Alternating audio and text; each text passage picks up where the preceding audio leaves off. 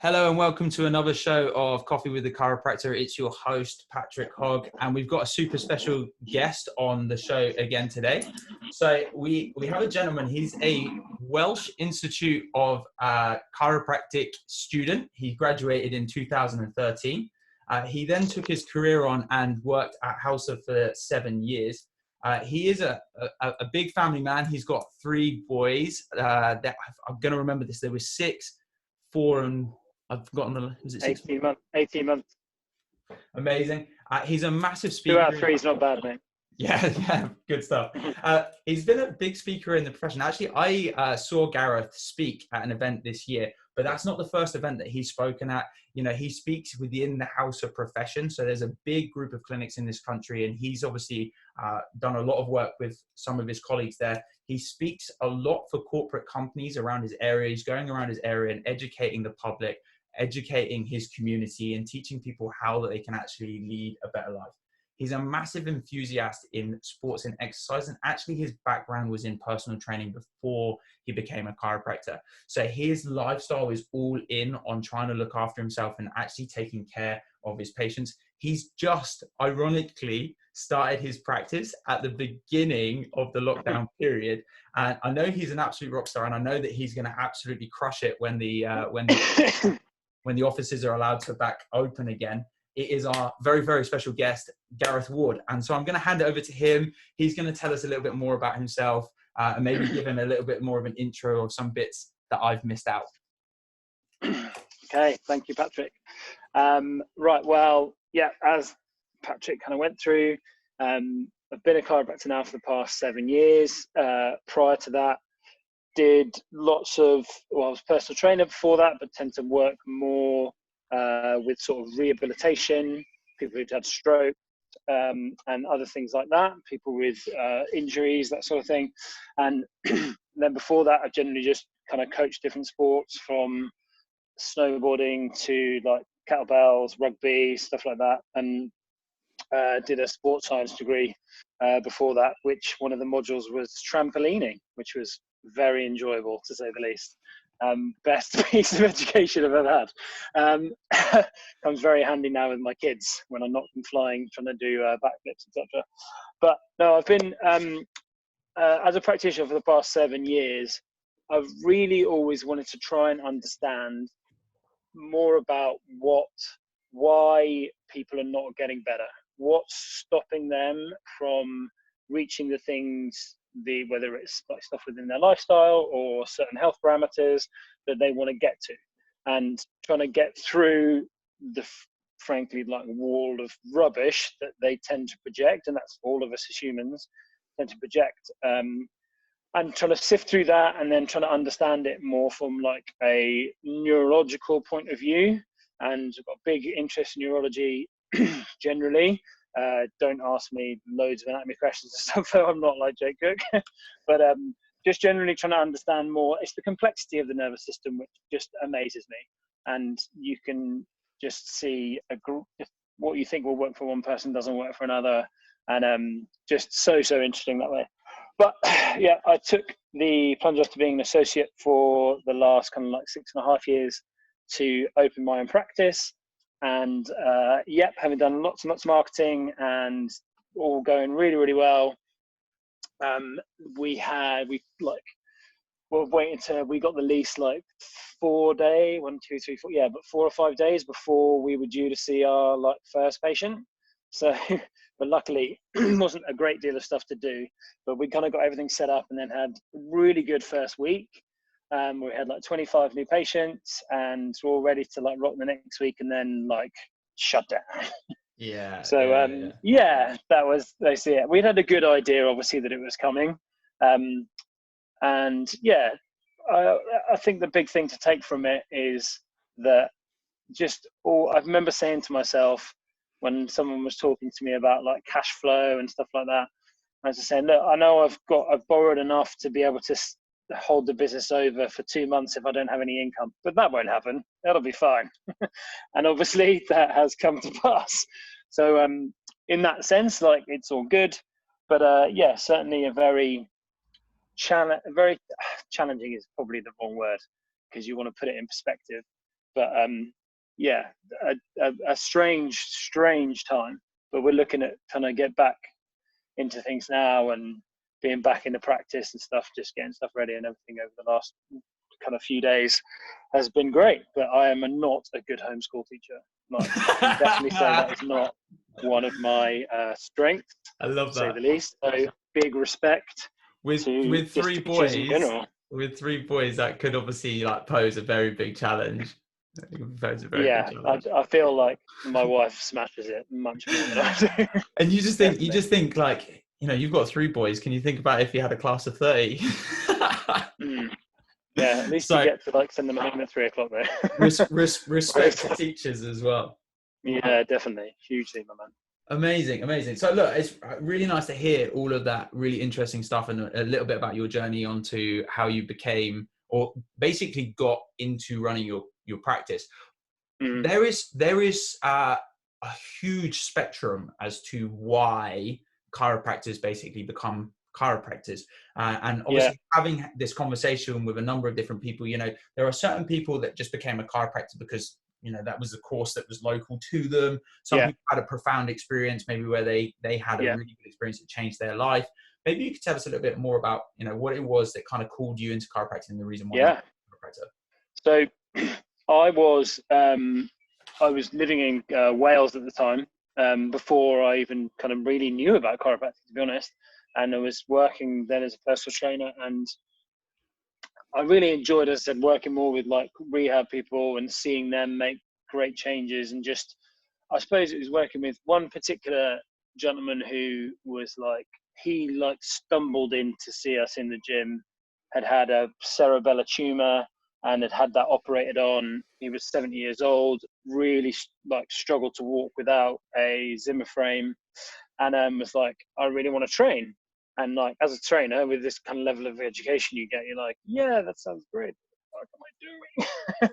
But just started very basic, really basic. And to see that gentleman's transformation, and he trained me all the way through from when I went to Wheeled. By the end, he was lunging 15k dumbbells down one end of the gym and back, like at 74 years old. And I suppose things like that just really got me sparked in interest. And I thought about doing physio and stuff before, because I wanted to have something with more professional authority. Like, I didn't really want to be a PT when I'm 50 years old. So I was looking to do physio, but then just by chance they stopped. They had a 2-year course at Cardiff University that they cancelled, and I was like, right, okay, I'm going to go and I'd done a snowboarding season before, so I was like, right, sod this, I'm going to go and do a snowboarding season again, teach snowboarding in America. And I didn't get my visa. So with that in mind, another thing that brought me to that was that I got let go from the gym that I was working in at that time, through really ridiculous kind of circumstances, to be honest. But it was the best thing that ever happened to me, because I had to go and set up my own personal training business from scratch with no money coming in at all. And I remember going into the gym on the first day and sitting there and being like, right, we'd had like a day's education, and the guy was like, look, about 1 in 4 or 5 people will say yes to you having a chat to them about their fitness levels and about what they need to get out of fitness. So you just need to walk the floor. And in a gym with no windows or anything for like 12 hours, 13 hours a day, from like sort of 7 till 8 for like 3-4 weeks, I just walked the floor and talked to everybody. And loads of people told me to F off, like told me I don't want to talk to you, blah, blah, blah. But by the end, like, I was seeing like sort of 40 hours of PT a week and bringing in more money than I'd ever been seeing. So that's quite important in terms of like only the backstory. But then I met Ben Matthew, who's a chiropractor in Cardiff, and he was doing posture screenings and stuff in the gym. We got chatting, and he said, I've been observing you, actually, because he was training in the gym as well. And he goes, you're a great PT, but you'd be a much better chiropractor. And I was like, well, why'd you say that? What's that all about? He goes, come down to the clinic and come and see what I do. And one of the people that I was training, he was seeing them and adjusting them.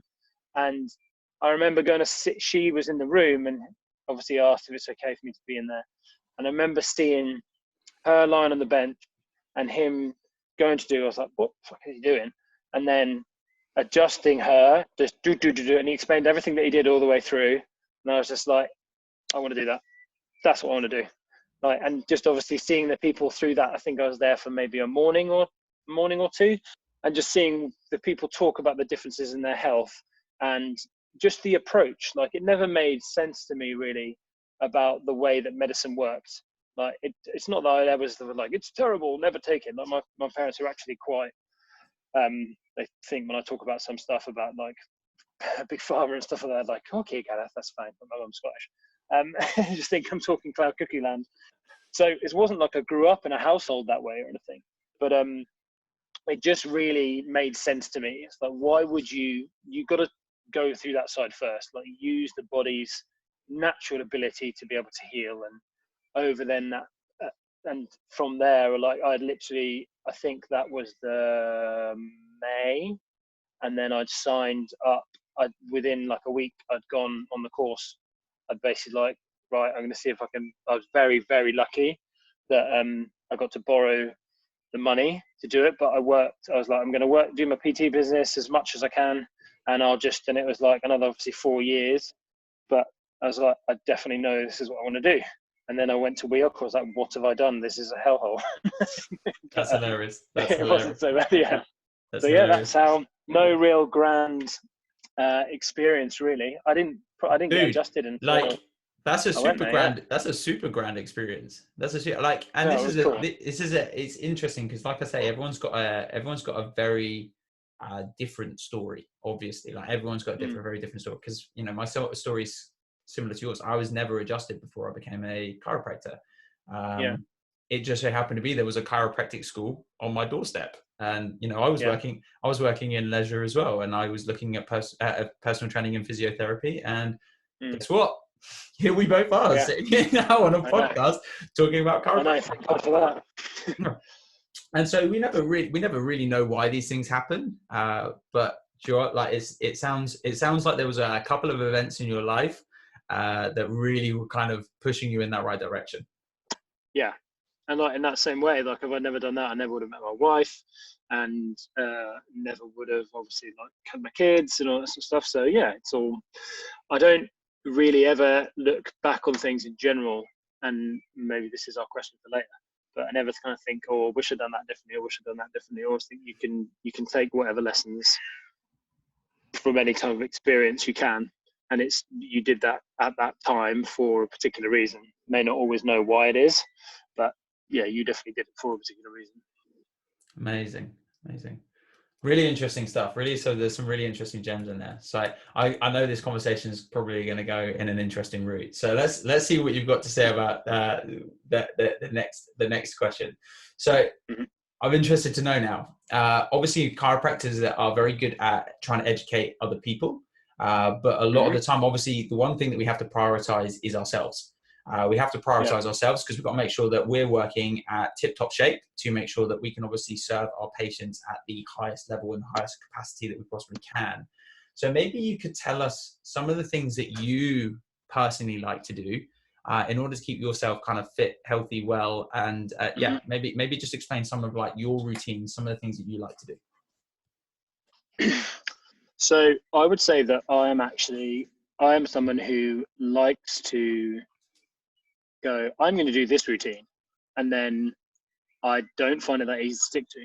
Like routine wise, like in terms of like a morning routine, I'll always remember speaking to and Ryan now tells this story when he speaks about before he had kids. He'd be like, this is my morning routine.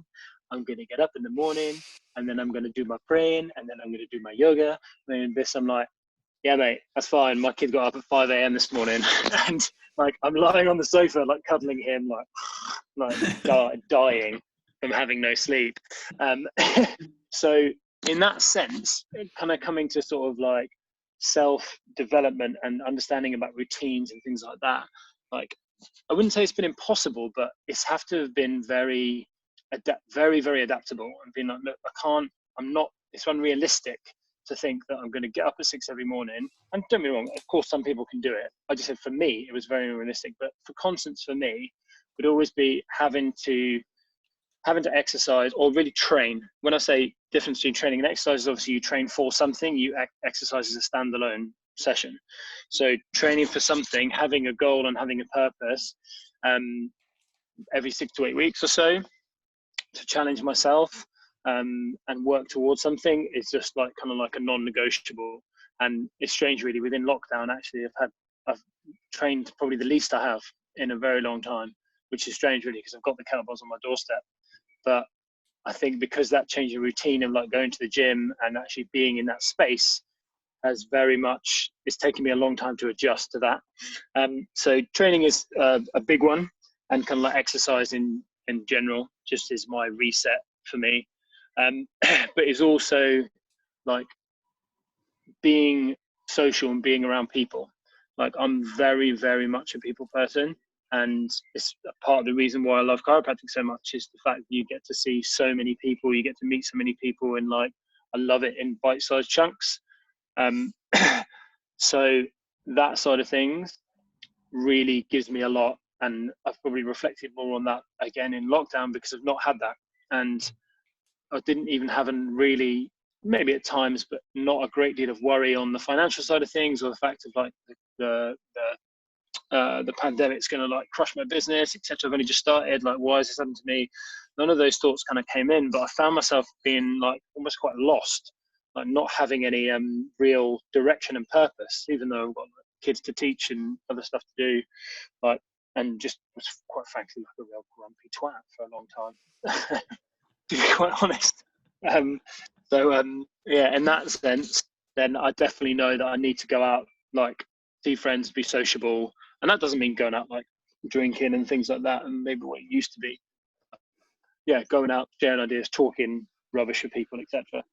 It's an interesting point, because if you look at the World Health Organization's definition of health, their definition of health is complete physical, mental, and social well-being, and not merely the absence of disease. And so when you're looking at it, that, you know, there are three arms, and you know, a lot of us think about this kind of physical. A lot of us think about the physical, you know, because it's the thing that's the thing that we notice the symptoms with the most. But that mental and that social, you know, this is where a lot of the depression and stuff is coming from at the moment. And this is where a lot of the stress is coming from at the moment. Is this huge loss in social interaction. Because people don't connect as much. And I think with having 3 boys and them growing up, like, one thing I'm really paranoid is about them actually having human relationships and not having just technological ones where they're constantly on their phone and probably around a bit overbearing with it. The other thing I'd kind of say is like, for me, like, again, not kind of routine, is having a break from kind of things in general. So if like I'm trying to eat well and either lose weight or gain muscle or whatever it might be, or even like trying to hit a certain goal in clinic or something like that, like, I find I've always got a certain level to go to, and it's usually about 3 to 4 weeks, and then I need to kind of come away, and I need to have a proper break from things about every 3 months. And that's like in the mantra, like when things get back on top, is like every 3 months, either we go and do something or we go away or whatever it is, like that. Like, that is really important. I find that really important to kind of like reset. And I find just having gaps.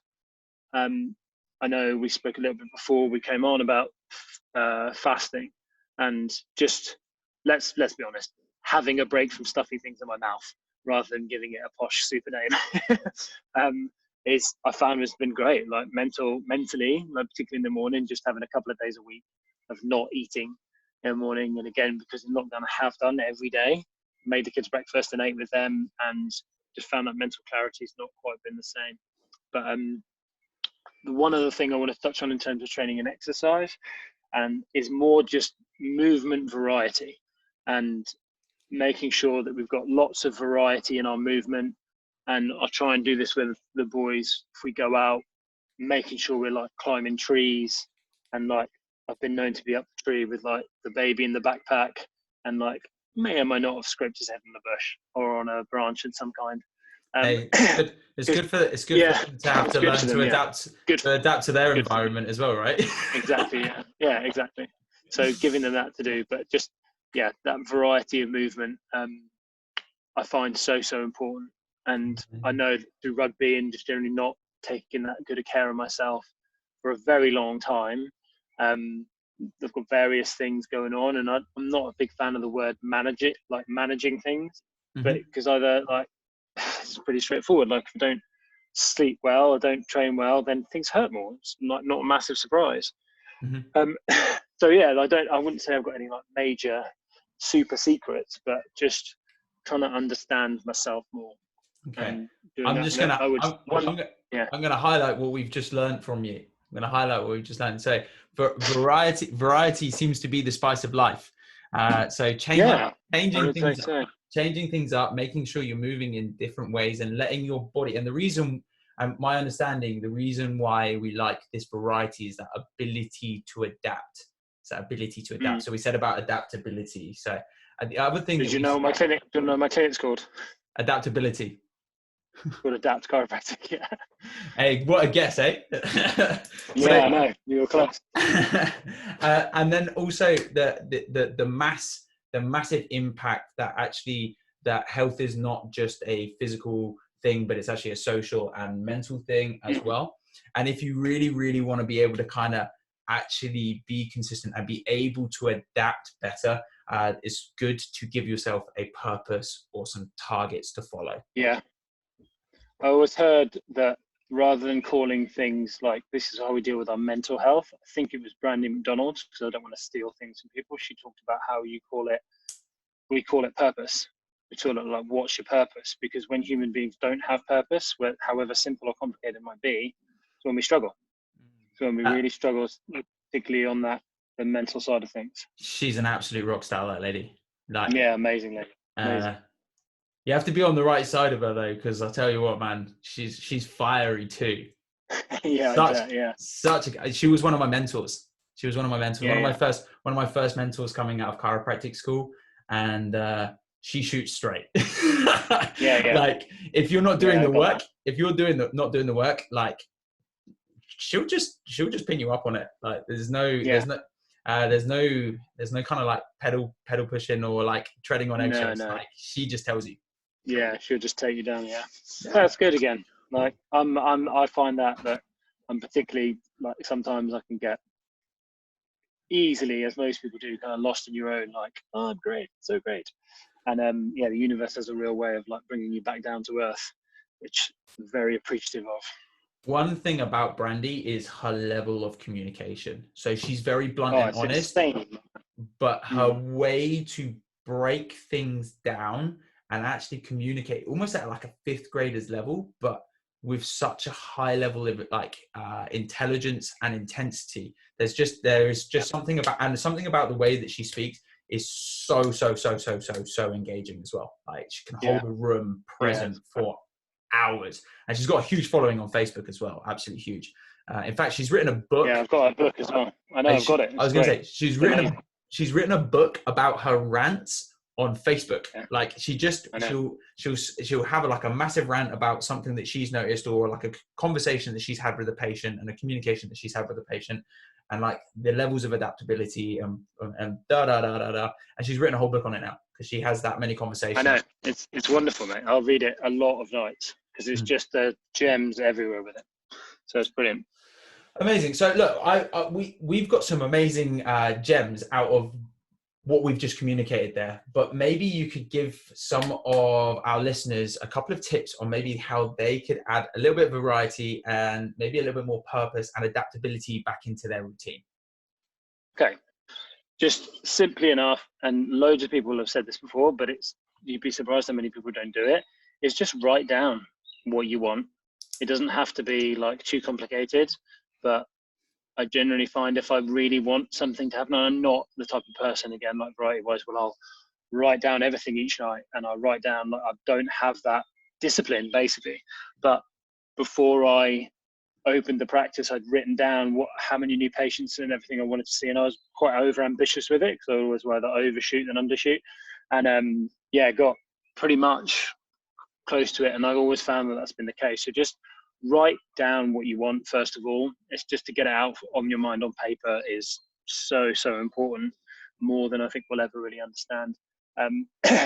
The second thing is to, and this is only something I've really noticed recently, is to, when you wake up in the morning, just go outside and just have the light.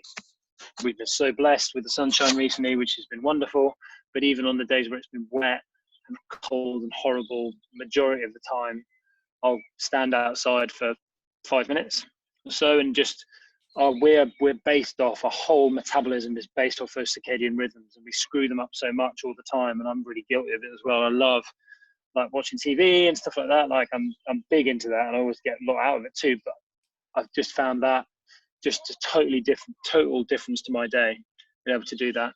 And then in the same context, avoiding light, like LED lights and stuff like that at night. And it's so embarrassing I'm going to say this, isn't it? But I actually have a sleep mask that I wear, and I look ridiculous, but I on times where I can get little sleep sometimes, I'm going to put the boy to bed in a second. Then if I get a little sleep sometimes, the quality is so much better. Just not having, because it helps your body just get into a better rhythm. And the last thing is just to, again, just move in the morning. It doesn't have to be a lot, but when dogs get out of bed, they don't just start trudging about their day. They stretch, they move around, even if it's for 1 minute or 2 minutes or so. Then you gotta warm your body up for your day. That's really cool. That again is not mine. I've stolen that off someone. I can't remember who it is, but so sorry to that person. But that's the way life is. Was it as a shamelessly copy? Yeah, fine. As one of our mentors Yeah. said, shamelessly copied. Yeah. And the thing is that you don't have to reinvent the wheel. You don't have to reinvent the wheel. No, definitely. Okay, so look, let's have a look at just a last couple of questions for you. If you could go back in time and ask or tell old past Gareth one thing that you would change for yourself, or maybe a piece of advice that you give to yourself which you feel would help enhance your life now? Concentrate more on results, I would say. Interesting. Concentrate more on results in terms of patience, and trying to understand why they got a result and sometimes why they didn't. I would say that's something that really drives me now. And trying to move, philosophy is important, incredibly important. You need it, massively important, but not to let that cloud, not to let that to become dogma, and just think, oh, I'm just not adjusting their C1 with enough accuracy. Like, I think we have to, in general, and I'm also a big believer that like attention is a huge part of things, like within our adjusting and our skill set, and like it's something that I work on hugely. But yeah, focusing on results and trying to understand and not worrying about why that person hasn't got results, and just being open and honest and saying, I don't know a lot more. I say I don't know a lot more now than I've ever done before to patients, and I think it's a real sign of strength in terms of what we do as practitioners, because we have this feeling that we need to tell everybody, this is how this works, this is how that works. And I'll quite happily admit I probably couldn't name all the cranial nerves in order. Right, sorry, I couldn't, but I've got a book there that I can go and look at that. So I'm not going to be in an exam again anytime soon, unless I'm going to go and do something which I study for. But I think results would be my go back and look at results. And that's the thing. People do appreciate when you're honest to them as well, and you say that you don't. Massively. Because the thing is, right, is that you go to your GP doesn't have all the answers. And you go to a neurologist, and they don't have the answers that you would go when you go to a dermatologist. And you go to a dentist, and you wouldn't expect them to fix your skin condition, right? That's just not the way that it works. And I know that chiropractors are looking at the holistic approach, but you can't know everything, obviously. And you can't help everybody. You really can't. Like, you're just, the way your mannerisms are and how you are as a person may immediately put that person's barriers up. And that's okay. Like, that's why we need more chiropractors, and why we need more people who take a natural approach first. Because even just the way, I mean, even if someone gives someone a drug, the way they deliver it to them, the way that they say what this drug is going to do, how their mannerisms are, change the effect of that drug on that person. And that's very true for the patient as well. on the sense that there's a lot of patients that will say, well, I've been to a chiropractor and chiropractor doesn't work. And that's not necessarily true. That chiropractor or that that practitioner didn't work for you. It's not to say that this one or this one or this one, this one won't. So that's a really interesting point. Didn't do what you expected it to do. And that is the thing, is managing expectations and giving, what's the quote? Deliver on what they want. I'm not going to remember it. That's so bad. Deliver on what they need and not what they want. Yeah, something like that. But it's basically like kind of give them what they want, so that then you can give them what they need.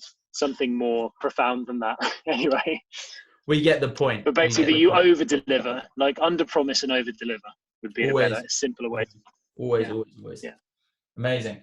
Look, so I'm obviously conscious of your time, and I'm conscious that you've got 3 young boys that are probably ready to go to bed.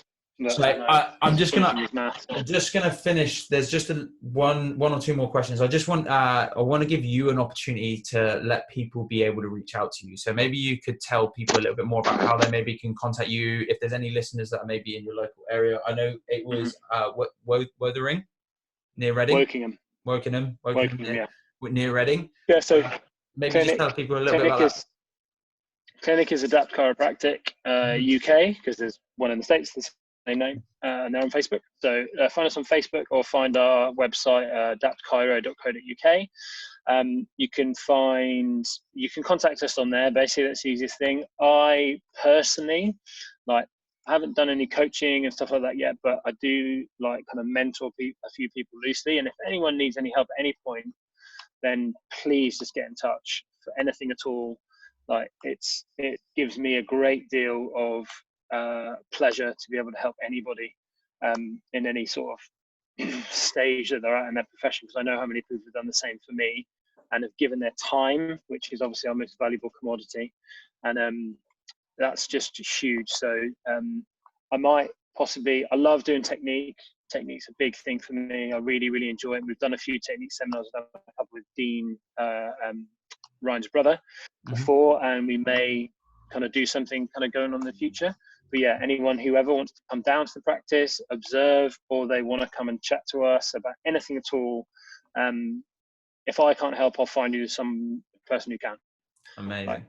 I think that, being able to do that's what we need more of in the profession. It's just being able to help each other out as much as we can and not fight about stupid stuff.